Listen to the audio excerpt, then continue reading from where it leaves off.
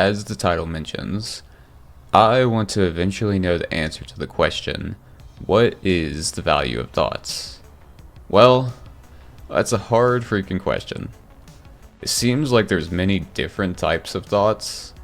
There's the long form thoughts that you hear in your mind that are actually in your spoken language.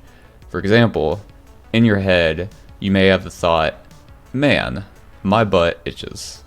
I call these purposeful thoughts. Then, there's the thoughts that appear in your mind very quickly, and you already understand that thought completely in an instant. Your mind doesn't need to translate the thought into your spoken language because you already understand the meaning of that thought. This is typically what is used in conversation. If you were to think out every sentence in your head before saying it to another person, the conversation would take ages. However, I've noticed that sometimes purposeful thoughts can trigger understood thoughts, and then the rest of the purposeful thought isn't even needed because you already understand the meaning. For example, man, my butt is played in your mind, but you don't even need to finish the thought because you already understand that it itches. So it seems when you have long form thoughts, your mind is really putting in work. There is a knowledge hole in the mind, and it has to work to generate the information to fill that knowledge hole. I recently started on an experiment where I spend one entire day without any purposeful thoughts. I did this because I want to better observe the lower level thoughts and better understand the value of the longer form thoughts. Turns out, this experiment is incredibly hard. These thoughts will pop into your head by default without you purposely activating them. I have a hypothesis that my long form thoughts have been limiting me by clogging my mind with unnecessary information. For example, I already understand some sentence I just read, but my mind is still reading it in English in my head. That seems like a waste of energy. If that hypothesis is true, it really makes me question what the point of the long form thoughts are. Another hypothesis I had is that as I get more exhausted as the day goes on, it is not due to information overload from the external world. I think it is actually overload of info looping in my mind unintentionally. I'm less confident about this, but I'm going to keep observing my thoughts with this in mind. As you can see, this stuff gets super tricky. You can control your thoughts to a point, but much of it is not controllable.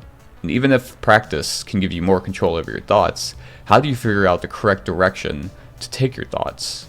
Should you let these long-form thoughts clog your mind?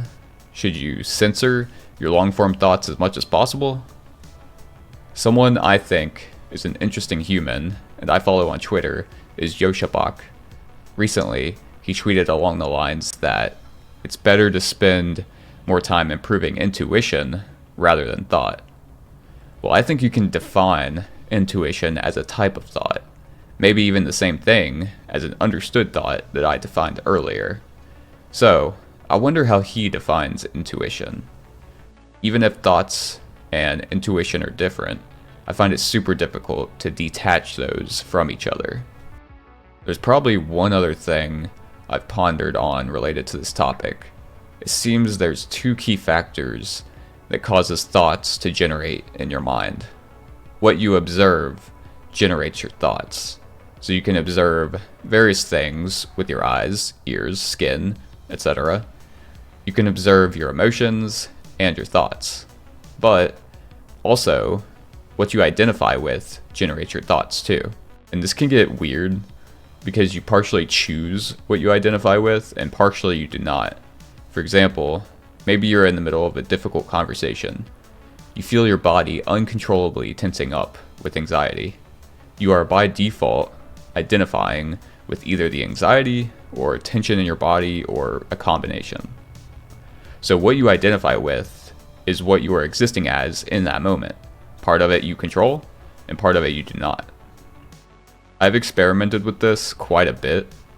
I have to give blood all the time due to my health issues, and for the longest time, it always hurt incredibly bad and it was hell in every way, physically and mentally. But then I tried identifying with something else while giving blood. Funny enough, it went incredibly smooth.